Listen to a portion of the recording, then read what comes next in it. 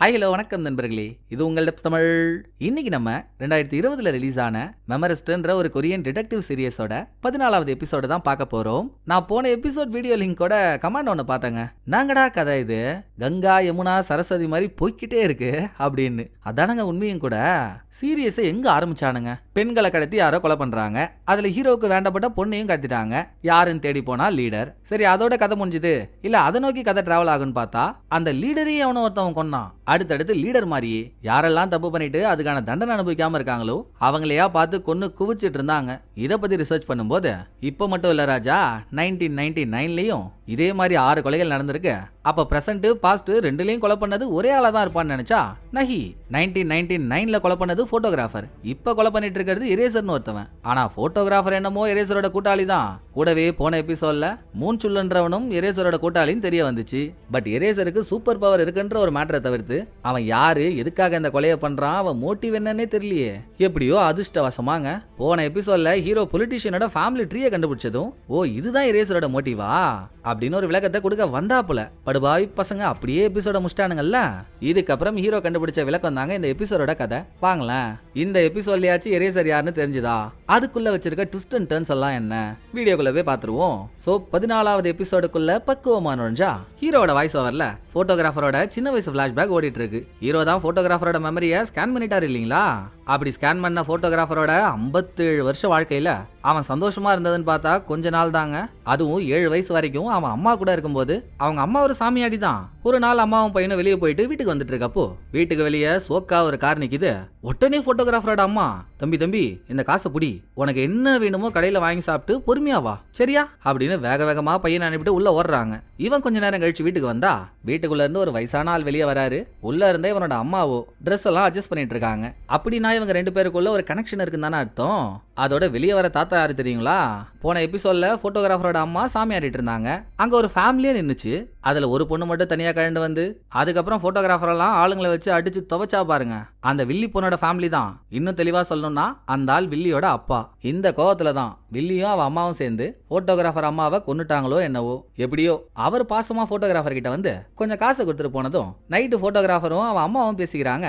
அதுல பையன் சொல்றான், அம்மா எனக்கும் வளர்ந்ததும் உன்ன மாதிரியே ஆகி எல்லாரையும் காப்பாத்தணும்னு ஆசையா இருக்குமான்னு. அட பிஞ்சு நஞ்சு, நான் உன்னை என்னெல்லாம் ஆக்கணும்னு கனவு கண்டுட்டு இருந்தா என்னடா நீயும் என்ன மாதிரியே சாமியாடி ஆகி வாழ்க்கையை தொலைக்க போறன்ற அப்படின்னு அம்மா வருத்தப்படவே, ஐயோ அம்மா உன்ன மாதிரியேனா உன்ன மாதிரியே இல்ல, நீ எப்படி குறி சொல்லி எல்லாரையும் காப்பாத்துற? அது மாதிரி நான் ஒரு போலீஸாகவோ இல்ல வக்கீலாகவோ மாறி எல்லாரையும் காப்பாத்துவேன்னு சொல்ல வந்தேன் இப்படின்னு பையன் ஒரு விளக்கம் கொடுத்து அம்மா பையன் 2 பேருக்குமே சந்தோஷம். பட் இந்த சந்தோஷம் கொஞ்ச நாள் கூட நீடிக்கலங்க. என்னவா ஆகவே கூடாதுன்னு போட்டோகிராஃபரோட அம்மா நினைச்சாங்களோ போட்டோகிராஃபருக்கு அந்த சாமியாடி பவர் வந்துருச்சு. இவனால எதிர்காலத்தெல்லாம் பார்க்க முடிஞ்சது இல்ல. அப்படி வில்லிக்கிட்ட உன் அம்மாவை விட உனக்கு கொடூரமான சாவு வரப்போகுது அதை சொல்லிட்டு வீட்டுக்கு வரும்போது இவன் அம்மாவே செத்து போயிருந்தாங்க. மறுநாள் போலீஸ்காரங்கெல்லாம் வீட்டுக்கு என்ட்ரியை போட்டப்போ போட்டோகிராஃபர் சும்மா இல்லைங்க, அவனுக்கு கிடைச்ச பவரை வச்சு மந்திரம் சொல்லிக்கிட்டே செத்த அவன் அம்மாவை எழுப்ப பார்த்துருக்கான். ஆனா அவனால அதை பண்ண முடியல. அப்புறம் அவன் ஒரு மனநலம் பாதிக்கப்பட்டவன் முடிவெடுத்து அடுத்த 15 வருஷம் மென்டல் ஹாஸ்பிட்டல்ல போட்டோகிராஃபரை போட்டாங்க. இந்த டைம்ல ஒரு நாள் ஹாஸ்பிட்டலோட டாக்டர் வசமா போட்டோகிராஃபர் ரூமுக்குள்ள போய் தனியா மாட்டிக்கிட்டதும் போட்டோகிராஃபர் அவரை வச்சே வில்லியோட வீட்டுக்கு வந்து வில்லி அவ அம்மா 2 பேரையும் துப்பாக்கி முனையில பிடிக்கிறான். போட்டோகிராஃபர் 15 வருஷம் மென்டல் ஹாஸ்பிட்டல்ல இருந்ததுக்கு காரணமே வில்லியோட அம்மா தாங்க. போட்டோகிராஃபர் அம்மாவை கொண்டதோட மட்டும் இல்லாம ஹாஸ்பிட்டலோட சீஃப் டாக்டருக்கும் லஞ்சம் கொடுத்து போட்டோகிராஃபரை உள்ளே வைக்க சொல்லிட்டா. உண்மை தெரிஞ்சு இப்ப டாக்டரோட வந்து அவங்கள பிடிச்சவன் அங்கேயே அவங்கள போட்டு தள்ளி இருக்கணும். அதுதானே உஷிதம். ஆனா இந்த ஒபாமா வீட்டுல சுட்ட ஓட்டுப்பூரி என்ன பண்றான்? சம்பந்தமே இல்லாம கையில இருந்த துப்பாக்கியை வில்லி கிட்ட கொடுத்துட்டு, இங்க பாருங்க நான் நிம்மதியா வாழணும்னு ஆசைப்படுறேன், ஒன்னே நான் அப்படியே போவிட்டுருங்க, இல்லனா என்ன இங்கேயே சுட்டு சாகடிச்சிருங்கன்னு முட்டி போட்டு கெஞ்சுறான். அந்த டைம் பார்த்து வில்லியோட அப்பா அங்க வர. வில்லியோட அப்பா தான் ஒரு விதத்துல போட்டோகிராஃபருக்கும் அப்பா. சோ வந்தவரை பார்த்து போட்டோகிராஃபர் அப்பான்னு கூப்பிட்டது தாங்க வில்லிக்கு ஏறிக்கிச்சு. என்ன குடும்பத்துல பிறந்துட்டு ஏன் கண்ணு முன்னாலேயே ஏன் அப்பாவை அப்பான்ற அப்படின்னு போட்டோகிராஃபரை சுட்டுறா. இப்ப புரியுதா உங்களுக்கு? இரேசர் ஏன் போட்டோகிராஃபரை அவனோட கூட்டாளியா சேர்த்தான்னு? போட்டோகிராஃபரோட வாழ்க்கையே போனது வில்லியால. இவன் அம்மாவையும் கொண்டுட்டா, இவனையும் 15 வருஷம் மென்டல் ஹாஸ்பிட்டல்ல தூக்கி போட்டா. அதே மாதிரி மூன்சுல் தம்பியான மூன்யாங்கோட சாவுக்கு காரணம் வில்லியோட பையனான பொலிட்டீஷியன். பையன் பண்ண தப்ப மறைக்க வில்லி தான் சீஃபை வச்சு வேலை பார்த்திருக்கா. எதிரியின் எதிரி நண்பன்னு சொல்லுவாங்கல்ல, அப்படி போட்டோகிராஃபர் முன்சுல் இவங்க 2 பேருக்கும் வில்லி காமன் எதிரியா இருக்கும்போது எரேசர் இவங்க 2 பேரை கூட சேர்த்திருக்கான்னா எரேசரோட பகையே வில்லி மேலதாங்க. எரேசரும் வில்லியால ஏதோ ஒரு வகையில பாதிக்கப்பட்டிருக்கான். அதை ஹீரோ புரிஞ்சுக்கிட்டதோட பிரசன்ட்டுக்கு வந்தா நான் போன எபிசோட்ல வில்லிய பொலிட்டீஷியனோட அக்கான்னு மாத்தி சொல்லிருப்பேன். பொலிட்டீஷியனுக்கு வில்லி அம்மா, போட்டோகிராஃபர் இருக்கான்ல அவனுக்கு தான் வில்லி அக்கா. மேட்ரை கேட்ச் பண்ணிட்டு இங்க பாரு வில்லிக்கு பிறந்த பல்லி, நீங்க 2 பேரும் பண்ண தப்புக்காக எரேசர்ன்றவன் உங்களுக்காக தான் வந்திருக்கான். அது தெரியுமா உங்களுக்கு? 20 வருஷத்துக்கு முன்னால ட்ரக் இன்ஃப்ளூயன்ஸ்னால உன் பையன் மூன்யாங்க கொன்னா. அதை நீ உன் பவரை யூஸ் பண்ணி மறைச்ச. அதுக்கு முன்னால நீ போட்டோகிராஃபரோட ஃபேமிலிக்கு என்னெல்லாம் பண்ணியோ அதுவும் எனக்கு தெரியும் அப்படின்னு இங்க இருக்கவங்கல்ல வில்லிக்கு மட்டுமே தெரிஞ்ச விஷயத்த ஹீரோ சொன்னதும் வில்லிக்கு வெலவெலன்னு ஆயிடுது. யார் சாமி இவன்? எப்படியோ பாவம் பண்ண உங்களை தண்டிச்சு பயமுடுத்த அப்பாவியான பொலிட்டீஷியன் பொண்டாட்டியே எரேசர் தூக்கியிருக்கான். நீங்க 2 பேர் பண்ண தப்புக்கு எக்கேடாச்சும் கெட்டு போங்க. எனக்கு உங்க 2 பேரை பத்தி துளியும் கவலை இல்ல. ஏன் டார்கெட் அந்த அப்பாவி பொண்ணை காப்பாத்தணும்ன்றது மட்டும்தான். இதை தாண்டியும் உங்களுக்கு தப்பிக்கணும்னு ஆசை இருந்தா வேற யாருக்கு என்னெல்லாம் பண்ணீங்களோ ஒண்ணு சொல்லுங்க, எரேசரை பிடிக்க முடியுதான்னு பாப்போன்னு இவ்வளோ காரண காரியத்தை சொல்லி ஹீரோ கேட்டும் என்னடா நீ புதுசா வந்து உக்காந்துக்கிட்டு பழைய கதைலாம் நோண்டிட்டு இருக்க? பிரசிடென்ட் ஆகிற அளவுக்கு நான் என் பையனை ரெடி பண்ணி வச்சிருக்கேன். இப்ப வந்து உண்மையை சொல்லு, ஓரமா நில்லுன்னா நாங்க கேட்டுருவோமா? என் மருமவ தானே, போனா போயிட்டு போறா. அவளை விட எனக்கு என் பையனோட கௌரவமும் மரியாதையும் தான் முக்கியம். அதை கெடுக்க எவன் வந்தாலும் அவனை நாங்க பாத்துக்கிறோம். உங்க கரிசனை எங்களுக்கு தேவையில்ல ராஜா அப்படின்னு வில்லி தெனாவட்டு காட்ட அப்ப வேற வழி இல்ல, நான் உங்களை ஸ்கேன் பண்ணி தான் ஆகணும். முச்சு விட்டுருவோன்னு ஹீரோ கையெடுத்துட்டு போறதுக்குள்ளங்க வில்லியோட ஆளுங்க வந்து ஹீரோவை தள்ளி விட்டு வில்லிய கூட்டிட்டு போயிடுறாங்க. அப்படியே இன்னொரு பக்கம் ஹாஸ்பிட்டல்ல இருக்க கமிஷனரோட பையனை காட்ட பையன் உயிர் பழிச்சு வந்துட்டான். ஆனா இன்னும் கண்ணை திறக்கல. இந்த கேப்ல மூன்சூல் இவங்கள்ட்ட தானே மாட்டிட்டு இருக்கான். அவங்கிட்ட போன கமிஷனர் ஒழுங்கா எரேசர் யாருன்னு சொல்லிடுறா, நான் உன்னை உயிரோட விட்டுறேன்னு மிரட்ட உயிரோட விடுறீங்களா? ஆல்ரெடி செத்த ஒருத்தவனை எப்படி சார் நீங்க உயிரோட விட முடியும்? 20 வருஷத்துக்கு முன்னாலேயே நான் செத்துட்டேன். ட்ரக் அதிகமாகி பொலிட்டீஷியன் அவன் ஃப்ரெண்ட்ஸோட சேர்ந்து என் தம்பியை அடிச்சு கொன்னான். ஆனா வில்லியோட பேச்சை கேட்டு அந்த கொலையை மறைக்க என் தம்பியே தற்கொலை பண்ண மாதிரி சூசைட் நோட்லாம் ரெடி பண்ணி வச்சிங்க பாருங்க. அதுலயும் கொஞ்சம் நஞ்சமாடா எழுதுனீங்க. வறுமையின் காரணமா சாப்பிட சாப்பாடு கூட இல்லாம ஃபீல் பண்ணி என் தம்பி செத்ததா அந்த லெட்டர்ல எழுதி வச்சு என் அம்மா மனசை நோக்கடிச்சு அவங்களையும் சாக வச்சிட்டீங்களேடா. நீயும் சங்கியும் சேர்ந்து தானே இதை பண்ணீங்க. எங்க அம்மா போனதுக்கு அப்புறம் எங்க அப்பா குடிகாரனாகி இப்ப எங்க இருக்காருன்னே தெரியல. எனக்கு 100% தெரியும் என் தம்பி தற்கொலை பண்ணிக்கல. அப்படி அவன் பண்ணிக்கிற மாதிரி இருந்தா என்கிட்ட ஒரு வார்த்தை சொல்லாம எதுவும் பண்ண மாட்டான்னு. உங்களால என் குடும்பமே நாசமாயிடுச்சுரா. சோ அன்னைக்கே நான் செத்துட்டேன். இதுக்கப்புறம் நீ என்ன உயிரோட விட்டா என்ன விடாட்டி என்ன? என் தம்பி செத்து அதை மறைக்கும் போது வராத வலி உன் பையன் சாக போறான்றப்ப மட்டும் உனக்கு வருது இல்ல? உனக்கு வந்தா பிளட், மத்தவனுக்கு வந்தா டொமேட்டோ சாஸா? ஆனா ஒண்ணு மட்டும் புரிஞ்சுக்கோச்சி, இவ்வளவு ரிஸ்க் எடுத்து அவ்வளவு தூரம் வந்து உன் பையனை கொல்ல தெரியாம ஒன்னும் அரகுற உயிரோட விட்டு போல. எல்லாத்துக்கு பின்னாலேயும் ஒரு காரணம் இருக்கு. போக போக எல்லாம் புரியும்னு அப்ப கமிஷனர் இவனுக்கு என்னெல்லாம் பண்ணாரோ மொத்தமா சேர்த்து வச்சு இப்ப செய்யறான். உடனே இவனை விசாரிக்க வேற ஒரு ஆள் ரூமுக்குள்ள வர கொய்யால யாருன்னு தலையை தூக்கி பார்த்தா நல்லா நார்த் கொரியன் நார்தன் மாதிரியே இருப்பாப்ல சங்கி. அவன் இன்னும் ஆள் பாருங்க, இவ்வளவு நாளா ஒளிஞ்சிருந்தவன் இப்ப அவன் பையனை கொன்னது யாருன்னு தெரிஞ்சுக்கவே மூன்சுல்ல விசாரிக்க வந்திருக்கான். பட் மூன்சுல் வேற மாதிரிங்க, வெறுப்பேத்துறதுல வேர்ல்டு ரெக்கார்ட்லாம் வாங்கியிருப்பான் போல. கமிஷனரை காய்ச்சி பரவாயில்ல, பையனும் உயிரோட இருக்கான். சங்கிக்கெல்லாம் ஓகையா இல்லையா? சோ வாங்க வாங்க வாங்க வாங்க வாங்க உங்ககிட்ட தான் பேச முடியாம போயிடுமோன்னு பார்த்தேன். எப்படி என் தம்பியை எரிச்சிட்டு அதுக்கப்புறம் ஒரு மாடியில இருந்து கீழே தூக்கி போட்டு கொன்னாங்க. அந்த ரிப்போர்ட்டையே மாத்தி எழுதினவன் தானே நீ? என் தம்பி செத்த மாதிரியே உன் பையனும் சாகணும் தானே எரேசர்ட்ட கேட்டேன். சீச்சி அவன மாதிரியே நம்மளும் பண்ணா அப்புறம் நமக்கு என்னடா மரியாதை? அவன் பண்ணதுக்கு அப்படியே ஆப்போசிட்டா பண்ணிடுவோம் அப்படின்னு எரேசர் சொன்னான். அதுக்கேத்த மாதிரியே ஃபர்ஸ்ட் கார் ஆக்சிடென்ட்ல உன் பையனுக்கு வலியை கொடுத்துட்டு அப்புறம் எரிச்சு கொன்னாம பாரு. அதனால இப்போ உன் கண்ணில் வர வலிய பாக்குற சுகம் இருக்கே, அப்பாடி அப்பா அப்படின்னு மூன்சுல் சங்கிய மரண கலாய்க்கிறான். அதுக்குள்ள வெளியே சீஃப் வர இந்த விசாரணையெல்லாம் இன்டெலிஜென்ஸ் டிபார்ட்மெண்டோட தலைமையில நடந்துட்டு இருக்கு. என்ன கதை இது? மூன்சுல்ல நம்ம தானே விசாரிக்கணும். இது இன்டெலிஜென்ஸோட கில்லாவே இல்ல, அவனுங்க ஏரியாவே இல்ல, அவனுங்க உள்ள வரானுங்க. நான் மூன்சுல்ல பார்த்தே ஆகணும்னு சீஃப் முட்டு கொடுக்க உடனே இன்டெலிஜென்ஸ் டிபார்ட்மெண்டோட பெரிய கை, ஏன் தலை உனக்கு இந்த வேலை? நீ நானு 2 பேருமே கமிஷனருக்காக தான் வேலை செய்யறோம். அவர் தான் அவனை தனியா வச்சு விசாரிக்க சொன்னாரு. விட்டு போயேன், இதுல ஏன் பிரச்சனை பண்ணிட்டு இருக்கேன்னு சீஃபை சால்வ் பண்ண பார்த்தோம். உன்ன மாதிரி நான் ஒன்னும் கமிஷனருக்காக வேலை செய்யலடா, கவர்மெண்ட்டுக்காக வேலை செய்யறேன். உங்களுக்கு எல்லாம் தீராத கணக்கு தீபாவளிக்கு இருக்கு, வரட்டும் வச்சுக்கிறேன். இப்ப நான் அவனை பார்த்தே ஆகணும்னு அடிச்சு புடிச்சு கரெக்டா மூன்சுல வச்சிருக்க ரூம் வாசலுக்கு போறாரு. அப்பதான் சங்கி உள்ள இருந்து வெளியே வரான். மூன்சொல்கிட்ட பேசி உண்மையா வாங்கியிருப்பான்னு நினைக்கிறீங்க? எனக்கு தெரிஞ்ச வாய்ப்பே இல்லை. ஏன்னா ரூமுக்குள்ள இருந்த மூன்சொல் 32 பல்லும் தெரிகிற அளவுக்கு முரட்டுத்தனமா சிரிக்கிறான். அதுலயே ஒன்னும் சொல்லியிருக்க மாட்டான்னு தெரியுதுல்ல. இது முடிய அந்த பக்கம் யாராலையும் ட்ரேஸ் பண்ண முடியாத ஒரு இடத்துல ஹீரோ, ஹீரோயின், சீனியர், ஜூனியர் 4 பேரும் இது வரைக்கும் இவங்களுக்கு என்னென்ன விஷயம்லாம் தெரிய வந்துச்சோ அதை பத்தி பேசிக்கிறாங்க. போட்டோகிராஃபர் மூன்சொல் 2 பேருக்குமே வில்லி மேல ஒரு காண்டு இருக்கு. அந்த காண்டு என்னன்றதும் நமக்கு தெரியும். அதனால இவங்க அவளை பழிவாங்க நினைக்கிறதுல ஒரு லாஜிக் இருக்கு. பட் எரேசருக்கு வில்லி மேல என்ன காண்டு?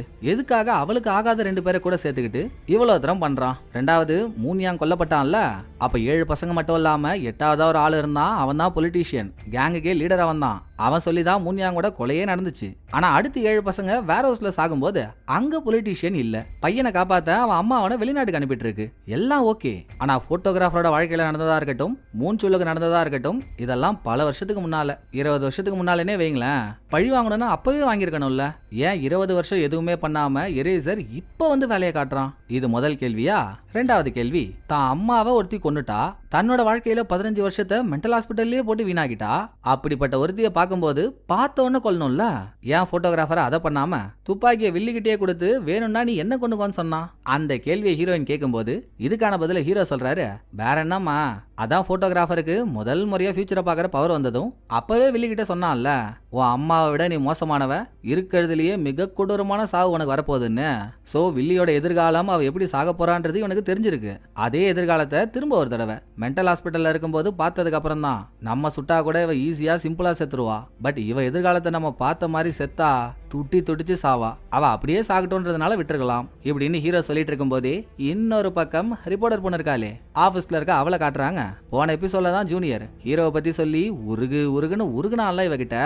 அதோட இவளுக்கு அப்பையில இருந்தே ஹீரோவுக்கு எதிராக எதுவும் பண்ணணும்ன்ற ஐடியா இல்ல. வேலை செய்யற இடத்துல ப்ரெஷர் பண்றாங்களேன்னு என்ன மாச்சு பண்ணலாம் துடிச்சா. இப்போ என்ன ஆனாலும் பரவாயில்ல, ஹீரோவை பத்தி பெருமையா எழுதியே ஆகணும்னு இவ ஒரு ஆர்டிகல் ரெடி பண்ணிட்டு இருக்கப்போ நல்லா பவுடர் போட்ட பல்லா சொல்ல மாதிரி இருந்துகிட்டு, நாங்க என்ன சொன்னமோ அதுக்கு ஆப்போசிட்டா பண்ணிட்டு இருக்க பாத்தியா நீ, சொல்றதை கேட்காதவங்களுக்கு இங்க வேலையே இல்ல, நீ கிளம்பலாமா அப்படின்னு அவளை வேலையை விட்டு தூக்க பார்த்தா நடக்குமான்னு நினைக்காத ட்விஸ்ட் இங்க நடக்குது பாருங்க. ஆபீஸ்க்கு ஒரு பார்சல் வருது, ரிப்போர்ட்டருக்கு தான் வருது. அனுப்புனது எரேசர். நான் அனுப்பியிருக்க விஷயத்த உடனே நீங்க உங்க சேனல்ல டெலிகாஸ்ட் பண்ணணும், அதுவும் ரிப்போர்ட்டர் தான் பண்ணணும்னு கண்டிஷனோட அனுப்பியிருக்கான். அப்படி என்ன அனுப்பியிருக்கான்னு கவர்லாம் திறந்து பார்த்தா நியூஸ் சேனல் ஆளுங்களுக்கு லட்டு சாப்பிடுற மாதிரி ஆயிடுது. அவ்வளோ டெரரான நியூஸ். ஆனா ரிப்போர்ட்டரோ முடியாது முடியாது முடியாது முடியாது, இந்த மாதிரி ஒரு நியூஸ் நான் சேனல்ல சொன்னேன், ஹீரோவோட வாழ்க்கையே முடிஞ்சிரும், என்னால இதை சொல்லவே முடியாதுன்னு அடம் பிடிக்கிறா. அது என்னன்னு காட்டுறதுக்குள்ளேயே அங்க சீனை கட் பண்ணிட்டு திரும்ப ஹீரோ ஹீரோயின் இவங்க இருக்க இடத்துக்கு வர, ஏற்கனவே நம்ம பார்த்த மாதிரி போட்டோகிராஃபர் முன்சொல் இவங்களுக்கு வில்லி மேல பாக்க. ஆனா இவங்களுக்காக ரிவெஞ்ச் எடுத்தது என்னமோ எரேசர் தான். ஏன் ரிவெஞ்ச் எடுக்க அவன் இவ்வளவு மும்பரமா இருந்திருக்கான்? அப்புறம் டெஃபினட்டா மூன்சொல் எரேசர் இல்லவே இல்லை. ஏன்னா போன எபிசோட்ல கமிஷனரை தாக்கும்போது எரேசர் பொறி வைக்க ஃபர்ஸ்ட் மூன்சொல் அனுப்பிட்டு யாருக்கும் தெரியாம அவன் 2வது வந்து தான் வேலையை பார்த்திருக்கான். அதை எல்லாரும் கண்கூடா பார்த்தாங்க. சோ வேற எவனோ ஒருத்தவன் தான் எரேசர். அது யாரா இருப்பா? அவனை எப்படி பிடிக்கிறதுன்னு யோசிக்கும் போது ஹீரோன்ற ஒருத்தர் இருக்காரு. போட்டோகிராஃபர் சாகிறதுக்கு முன்னால வேற சொன்னா ஹீரோவோட பாஸ்டுக்குள்ள தான் எரேசர் ஒளிஞ்சிட்டு இருக்கான்னு. போதா குறைக்கு ஹீரோவோட அம்மாவை வேற எரேசர் கொண்டு இருக்கான். அந்த ஆங்கிள் தேன்னா எரேசர் மாட்டிப்பான்ல அப்படின்னு நினைச்சாலும் எங்க கடைசியா ரயில்வே ஸ்டேஷன்ல சின்ன பையனான ஹீரோ போய் உட்காந்ததுக்கு அப்புறம் அதுக்கு முன்னால நம்ம வாழ்க்கையில என்ன நடந்துச்சுன்னு ஹீரோவுக்கே ஞாபகம் இல்ல. வேற யாருக்கிட்ட போய் அந்த பாஸ்ட் கேட்டு தெரிஞ்சுக்கிறது? அதனால இப்போதைக்கு அந்த கதையை அப்படியே விட்டுருவோம். எப்படி இருந்தாலும் எரேசர் நேத்து இன்னைக்கு பிளான் பண்ணிலாம் அதை பண்ணல. பல வருஷமா பக்குவமா பிளான் பண்ணி ஒன்னையும் ரெடி பண்ணிட்டு தான் களத்திலே இறங்கியிருக்கான். சோ வில்லிக்கு அவனுக்கு என்ன ஃபைட்னு தெரிஞ்சா மட்டும்தான் நம்மளால எரேசர் யாருன்னே கண்டுபிடிக்க முடியும். அதை ஹீரோயின் சொன்னதும் நான் தான் அப்பவே வில்லியை ஸ்கேன் பண்ணி எப்படியாச்சும் அதை கண்டுபிடிச்சிடறேன்னு சொன்னேன். நீ தான் ஸ்கேனிங் எல்லாம் கூடாதுன்னு என்னை பிடிச்சி நிறுத்திட்ட. விடு, திரும்ப வேணும்னா ஸ்கேன் பண்ணி கண்டுபிடிச்சிருவோமா அப்படின்னு ஹீரோ கேட்டா, ப்ரோ உங்களுக்கு சொன்னா புரியுதா ப்ரோ, நீங்க ஆணியே புடுங்க தேவையில்ல ப்ரோ, லேடி டாக்டர் வேற அங்க உங்களை நினைச்சு பதறாங்க, நீங்க அடிக்கடி ஸ்கேனிங் பண்ணிட்டு இருந்தா உங்களுக்கு என்ன ஆகுமோன்னு, கொஞ்ச நேரம் கடையை சாத்திட்டு உட்காருங்க ப்ரோ, கடுப்புகளை கிளப்பிக்கிட்டு அப்படின்னு ஹீரோயின் சொல்லி முடிக்கிறதுக்குள்ளங்க நியூஸ் சேனல் ஆளுங்க வேலையை காட்டானுங்க. எரேசர் அவங்களுக்கு என்ன நியூஸ் அனுப்புனானோ அதை ரிப்போர்ட்டர் பண்ண வச்சு இல்லனாலும் வேற 2 ஆளுங்களை வச்சு போட்டானுங்க. என்ன மேட்டர் தெரியுங்களா? பொலிட்டீஷியனோட பொண்டாட்டியே கடத்தி வச்சிருக்கான்ல எரேசர், அந்த பொண்ணோட போட்டோ ஒண்ணு, அடுத்து அந்த பொண்ணோட கால் நகத்தை புடுங்கின 2வது போட்டோ ஒண்ணு, 2ஐயும் அனுப்பிட்டு ஹீரோன்ற ஒருத்தவன் சாகுற வரைக்கும் நான் இந்த பொண்ணோட விரல் நகத்துல ஒன்னையா புடுங்கிக்கிட்டே இருப்பேன். சோ ஹீரோ செத்தாதான் இந்த பொண்ணு பழைக்கும்னு அதிரி புதிரியான தகவலை வெளியே விட்டு ஆட்டத்தை சூடு பிடிக்க வைக்கிறான். ஹாரே பாப்ரே, எரேசருக்கு வில்லி மேல கோவம்னா அங்க போக வேண்டியது தானே, ஏன் தேவையில்லாம ஹீரோ பிடிச்சினோன்றான் அப்படின்னு உங்களுக்கு உறுத்துது இல்ல? சத்தியமா எனக்கும் ஏன்னு தெரியலங்க. என்னவா இருக்கும்னு நம்ம ஆளுங்களோட சேர்ந்து நம்மளும் குழம்பும் போது அந்த பக்கம் கமிஷனர் பொலிட்டீஷியனை போய் மீட் பண்றான். யோ இங்க என்னதான் நடக்குது? தேவையில்லாம என் வாயில இருந்து அந்த வார்த்தையை வர வச்சிடாதையா, இதை கூட சமாளிக்காம என்னத்தை தான் புல் பண்ணிட்டு இருக்க நீ அப்படின்னு பொலிட்டீஷியன் அதிகார தோணியில கமிஷனரை கேட்டதும், தம்பி நீங்க ஒன்னு மறந்துட்டீங்கன்னு நினைக்கிறேன். இப்ப நடக்கிறதுக்கும் எனக்கும் எந்த சம்பந்தமும் இல்ல. 20 வருஷத்துக்கு முன்னால நீங்க ஒன்னு பண்ணீங்கல்ல, அதுதான் அமைதியா இருந்த ஒருத்தவனை டெவிலாக்கி எரேசராகவும் உள்ள கொண்டு வந்திருக்கு. அதுக்கு நான் என்ன பண்ண முடியும்? அதோட அப்ப நான் உங்களை காப்பாத்தினா, நான் ஒன்னும் உங்களோட விசுவாசியோ இல்ல உங்களோட அடிமையோ இல்ல. அந்த டைம்ல எனக்கு அதுதான் கரெக்ட்னு தோணுச்சு. நான் அதை மறைக்கிறதுனால இதுல பாதிக்கப்பட்ட விக்டிம்ஸ்க்கும் சரி சம்பந்தப்பட்டவங்களுக்கும் சரி எல்லாருக்கும் நல்லது நடக்கும் தான் நான் அதை பண்ணேன். என்னால அந்த வேலையை பண்ண முடியும். எனக்கு அந்த கெப்பாசிட்டி இருக்குன்னு தெரிஞ்சுதான் உன் அம்மா எனக்கு அந்த வேலையவே கொடுத்தாங்க. வரலாறு தெரியாம குழந்தை மாதிரி எதுவும் பேசிட்டு இருக்க கூடாது அப்படின்னு கமிஷனரும் பதில் பேச்சு பேசினதும், அது வரைக்கும் இதெல்லாம் அமைதியா உட்காந்து கேட்டுட்டு இருந்த வில்லியோ, இங்க பாருப்பா என் பையன் சொல்றதெல்லாம் கண்டுக்காத. நான் ஒரு 3 விஷயம் சொல்றேன் கேளு, அதுதான் நடக்கணும். ஃபர்ஸ்ட் அவன் பொண்டாட்டி எப்படி போனாலும் அதை பத்தி எனக்கு கவலையே இல்லை அப்படின்னு வில்லி சொன்னதும் பொலிட்டீஷியன் பதறான். அவனுக்கு பொண்டாட்டி முக்கியம், வில்லிக்கோ பையன் மட்டும் இருந்தா போதும். முதல் கண்டிஷன் அதாச்சா. ரெண்டாவது, எரேசரியா மருமகளை தூக்குனதும் நல்லதுதான். இன்னும் கொஞ்ச நாள்ல எலெக்ஷன் வரப்போகுது. இதை வச்சு என் பையன் மேல ஒரு சிம்பதியை கிரியேட் பண்ணி அவனை பெரியாளாகிட மாட்டேன். மூணாவது, எங்களை அழிக்க நினைக்கிற எரேசர் உடனே சாகணும். யாருன்னு கண்டுபிடிச்சு அவனை முடிச்சு விடு. கூடவே ஆடி ஆஃபரா, நல்லா குரியர்ல வந்த குழந்தை மாதிரியே இருக்கான்ல ஹீரோ, அவனுக்கு நம்மளை பத்தின 1-2 உண்மை தெரிஞ்சிருக்கு. ஸோ அவனையும் புரியுதுல்ல அப்படின்னு வில்லி சொன்னதும், இன்னமும் பொலிட்டீஷியன் எனக்கு என் பொண்டாட்டி வேணும்னு கத்திட்டு தான் இருக்கான். அதை அப்படியே விட்டுட்டு இங்க ஹீரோ கிட்ட வந்தா, ஹீரோ சின்ன வயசா இருக்கும்போது இவருக்கு வேண்டப்பட்ட ஸ்கூல் பொண்ணு அண்ணா மத்த அபிட் ஆயிட்டால. அவ செத்ததுல ஆல்ரெடி ஹீரோவுக்கு ஒரு கில்ட் ஃபீலிங். அவ காணாம போன அன்னைக்கு அவ சாவுக்கு யார் காரணமோ அவங்க கையை பிடிக்கிற மாதிரி ஹீரோவுக்கு ஒரு சூழ்நிலை அமைஞ்சுது. அப்பவே பிடிச்சிருந்தா ஸ்கூல் பொண்ணு இருக்க இடத்த கண்டுபிடிச்சிருக்கலாம், அவளை காப்பாத்திருக்கலாம். நம்மளும் அவ சாவுக்கு ஒரு விதத்துல காரணம் தான் ஹீரோவுக்கு கில்ட் ஃபீலிங். 10 குறைக்கு இப்ப எரேசர் பொலிட்டீஷியன் பொண்டாட்டியை கடத்தி வச்சுக்கிட்டு ஹீரோ செத்தா ஆச்சு, இல்லனா இந்த பொண்ணு உயிர் போச்சுன்னு மிரட்டுறானா, நம்மளால இன்னொரு உயிர் போக கூடாதுன்னு நைட் எல்லாரும் தூங்கிட்டு இருக்கும்போது யாருக்கும் தெரியாம நேக்கா பொண்ணை தேடி ஹீரோ கிளம்பலாம் தான் பாக்குறாரு. ஆனா இந்த வெண்ணம் அவன் எப்படி இப்படி பண்ணுவான்னு தெரிஞ்சு கேட்டை தாண்டக்கூடாதுன்னு பல புரிய வச்சிருக்கானுங்க. சோ ஹீரோ வெளியே போறாருன்னு தெரிஞ்சதும் தடால் புடால் ஏஞ்சி வந்து, எப்பா டேய் ஃபர்ஸ்ட் எல்லார் சாவுக்கும் நீ தான் காரணம்னு நினைக்கிறத விட்றா. நீனா பிளான் பண்ணியாடா உங்களை கொலை பண்ற? கொலை பண்றவனே நிம்மதியா தான் இருக்கான், கொலைகாரனை பிடிக்கிற உனக்குள்ள ஏன் இவ்வளவு உறுத்தல்? அதை மீறி நீ எங்க போகணும் யாரை பிடிக்கணும்னு நினைச்சாலும் கூட நாங்களாம் எதுக்கு இருக்கோம்? கொய்யாக்கா பறிக்கவா? நாங்களும் உன் டீம் தானே, நீ எங்க போனாலும் நாங்களும் உன் கூட தான் வருவோம், சேர்ந்து தான் போனோம் அப்படின்னு 3 பேரும் ஒட்டுக்கா பேசி பாச மழையில ஹீரோவை நனைய வைக்கிறானுங்க. சரிங்க அப்படியே பண்ணிடுவோன்னு மறுநாள் 4 பேரும் எங்கேயோ போயிட்டு இருக்காங்க. அப்படியே இந்த பக்கம் ஹாஸ்பிட்டல் அட்மிட் ஆயிருக்கான்ல கமிஷனரோட பையன், கண்ணை முடிச்சிட்டான். இனிமேல் அவனுக்கு எந்த பிரச்சனையும் இல்லைன்னு டாக்டரும் சொல்லிட்டாரு. சந்தோஷம்னு ஒரு சின்ன புன்னகையோட கமிஷனர் கீழே கார் எடுக்க வரும்போது தூரத்துல இருந்து ஒரு காரு டிமிக்கின்னு வர பார்த்து கண்ணடிக்குது. யாருன்னு கிட்ட போய் எட்டி பார்த்தா சங்கி. அவனுக்கு அவன் பையனை கொண்ட எரேசரை கொன்னே ஆகணும். அவன் யாருன்னு தெரிய வந்துச்சா இல்லையான்னு கேட்க தான் கமிஷனர் கிட்ட வந்திருக்கான். அதை கேட்கறதுக்கு முன்னால என் பையன் செத்துட்டான், உங்க பையன் எப்படி இருக்கான்னு ஒரு வைத்தறிச்சல கேட்டதும், கொஞ்ச நேரத்துக்கு முன்னால தானே பையனுக்கு எந்த பிரச்சனையும் இல்ல, நல்லா ஆயிட்டான்னு டாக்டர் சொன்னாரு. புழு மூட்டை அப்படியே அதை மாத்திடுறாங்க.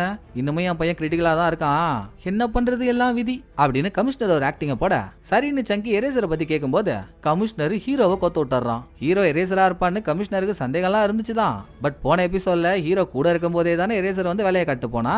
அப்பவே ஹீரோ எரேசர் இல்லைன்னு தெரிஞ்சாலும் வில்லி என்ன சொல்லி அனுப்புனா, எரேசரையும் தூக்கணும் ஹீரோவையும் தூக்கணும்னு. சோ போற போக்குல இவங்கிட்ட சூன்னு சொல்லிட்டு போயிட்டா இவன் ஹீரோவை பார்த்துப்பான்னு கமிஷனர் ஹீரோவோட பேரை கோத்து விட்டு கிளம்பிடுறான். அதோட அந்த பக்கம் நம்ம ஆளுங்க 4 பேரும் இன்னும் சில நிமிஷத்துல பொலிட்டீஷியன் பிரஸ் ஆளுங்க முன்னால காணாம போன பொண்டாட்டியை பத்தி பேச போறான். அந்த பில்டிங் வாசல்ல போய் நிக்கிறாங்க.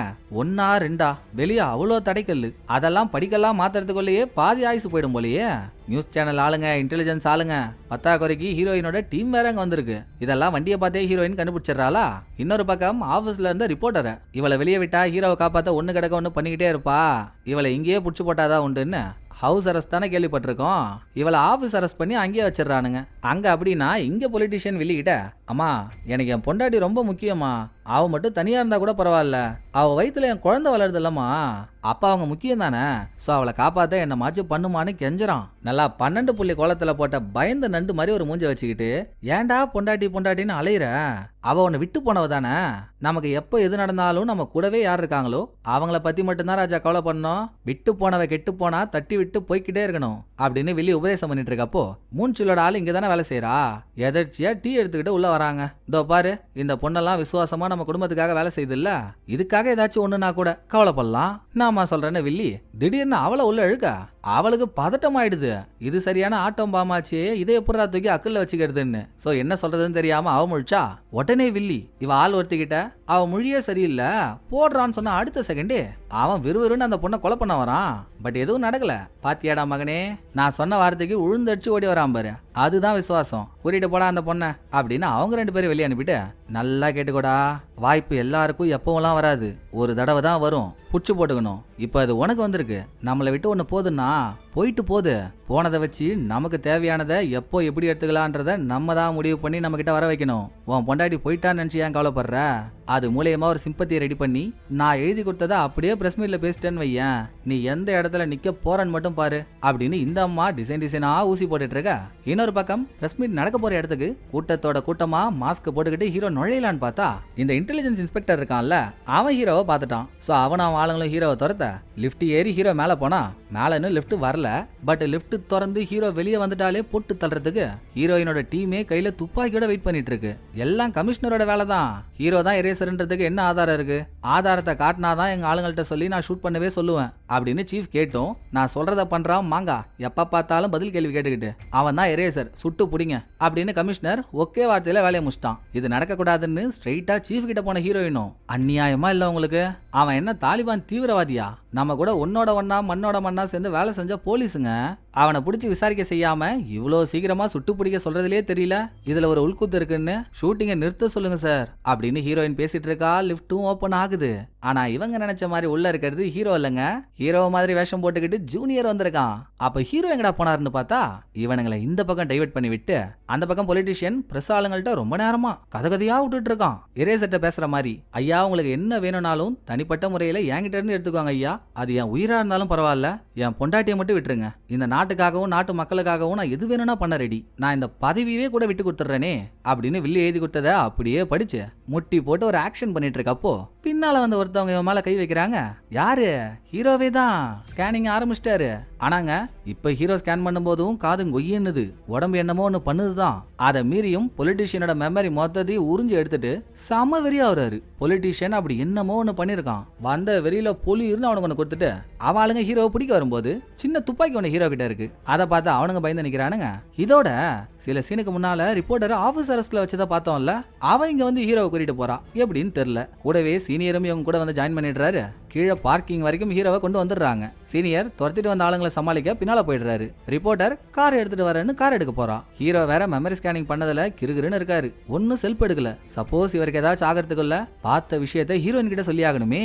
இம்மீடியட்டா போனை போட்டு ஸ்கேனிங்க சொல்றேன்ற பேர்ல செம்மையான ட்விஸ்ட கொடுத்தாரு பாருங்க. பொலிட்டீஷியன் மெமரியை ஸ்கேன் பண்ணதுல 20 வருஷத்துக்கு முன்னால அவன் மூன்யாங்க கொன்னதோட மட்டும் இல்லங்க, அதே டைம்ல ஒரு பொண்ணை கற்பழிச்சும் கொன்னு இருக்கான். அது யாரோட பண்றான்னா, ஹீரோ ஹீரோயின் ஷிம்பியா ஃபயர் ஸ்டேஷனுக்கு போகும்போது அங்க ஃபயர் ஸ்டேஷனோட ஹெட்டா ஒருத்தர் இருந்தாருல்ல, அவர் தாங்க பொலிட்டீஷியனால பாதிக்கப்பட்ட பொண்ணோட அப்பா. சோ அவர் தான் எரேசர், அவர் தான் எல்லாத்தையும் பண்றவரு. இதை ஹீரோ சொல்லும் போதே அங்க பொலிட்டீஷியன் பொண்டாட்டியை பிடிச்சி வச்சிருக்க எரேசரை மாஸ்க் இல்லாம காட்டுறாங்க. வக்காலி நிஜமாவே அது ஷிம்பியா ஃபயர் ஸ்டேஷனோட ஹெட் தான். ஒரு வழியா மாட்டினாண்டா எரேசர்னு நம்ம ஆர்வமாக ஹீரோ உண்மையே சொல்லிட்டாரு. ரிப்போர்ட்டர் கார் எடுத்துட்டு வந்துட்டா. சரின்னு கார் ஏற காரை நோக்கி நடந்து போகும்போது நல்லா மீதி சில்லறையில வாங்கின மீன் பண்ணு மாதிரியே இருப்பான்ல சங்கி, அவன் ஹீரோவை போட்டதெல்லாம் ஒரு கார்ல ரெடியா இருக்கான். ஹீரோவை பார்த்ததும் ஆக்சிலேட்டர் மேல ஏறி நின்னு ஹீரோவை நோக்கி காரை பறக்க விட செத்தாண்டா சேகரன் தான் நம்ம எல்லாரும் நினைப்போம். பட் லாஸ்ட் மினிட்ல ஓடி வந்து ஹீரோவை தள்ளி விட்டு பாஞ்சு வர காருக்கு முன்னால பயங்கர மாசா நின்னு சீனியர் ஒரு லுக்க விடுறாரு. ஐயோ இந்த ஆள் நல்ல மனுஷன் ஆச்சேடா அப்படின்னு நம்ம பதற கூட இல்ல. அதுக்குள்ள எபிசோட முடிச்சிடுறாங்க. இதுக்கப்புறம் சீனியருக்கு என்ன ஆச்சு, நமக்கு காட்டின ஃபயர் ஸ்டேஷனோட சீஃப் தான் உண்மையான எரேசரா இல்ல ட்விஸ்ட் வச்சு ஏமாத்த போறானுங்களா, எல்லாத்தையும் அடுத்த எபிசோட்ல பாத்துருவோமா. சோ இந்த எபிசோடு உங்களுக்கு பிடிச்சிருக்கோன்னு நம்புறேன். அடுத்த ஒரு நல்ல எபிசோட்ல வந்து நான் உங்களை மீட் பண்றேன். இந்த வீடியோ உங்களுக்கு பிடிச்சிருந்தா லைக் பண்ணிடுங்க. எப்படி பண்ணிருக்கேன்றத மறக்காம கமெண்ட்ல சொல்லிடுங்க. தேங்க்யூ. டடா பாய்.